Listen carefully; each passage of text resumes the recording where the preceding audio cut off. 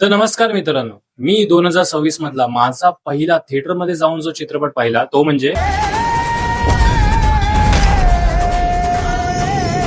प्रवीण तरडे सरांच्या टीमने तब्बल 11 वर्षानंतर देऊळ बंदचा सिक्वेल आणला. आणि हा सिनेमा पाहिल्यानंतर मला खरंच असं वाटतं की हे वेट करणं खरंच वर्थ आहे. प्रवीण तरडेंनी मराठी सिनेमासाठी नेहमीच वेगळा आणि रॉ प्रयत्न केला आणि त्या प्रयत्नांचा मी नेहमीच एक चाहता राहील. सिनेमा आणि अध्यात्म या दोन्ही गोष्टींचं माध्यम करून समाज प्रबोधन कसं करता येईल ह्याचं एक उत्तम उदाहरण म्हणजे देऊळ बंद 2.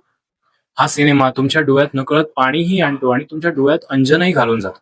समाजातील प्रत्येक प्रॉब्लेमची नस ओळखून अत्यंत मार्मिक, सडेतोड पण कुणाच्याही भावना न दुखवता अशा सुंदर पद्धतीने या सिनेमाची गोष्ट पुढे जात राहते.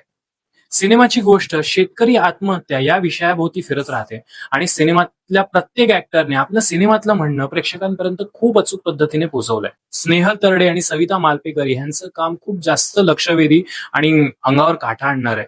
पण इंटरव्हल नंतर स्नेहल तरडेंचं कॅरेक्टर थोडंसं ग्रे शेड आणि मोनोटोनस होत राहतं. पण ही एक बाजू सोडली तर खूप जमेच्या बाजूंनी ही गोष्ट तुमचं मनोरंजन करतेच करते. आणि मोहन जोशी सरांबद्दल काय बोलावं, म्हणजे याही वयात त्यांच्या ऍक्टिंग मधला जो टवटवीतपणा आहे तो अजून तसाच टिकून आहे. म्हणजे एवढे क्यूट स्वामी जर मला दिसणार असतील तर मी नास्तिक व्हायला केव्हाही तयार आहे. तर तुमच्या जवळच्या चित्रपटगृहात देऊळ बंद 2 अख्ख्या फॅमिलीला घेऊन जा आणि एन्जॉय करा. आणि प्लीज मूवी बघत असताना रेकॉर्ड करून त्याची रील बनवू नका. सिनेमाचा सस्पेन्स घालवू नका. Thank you so much.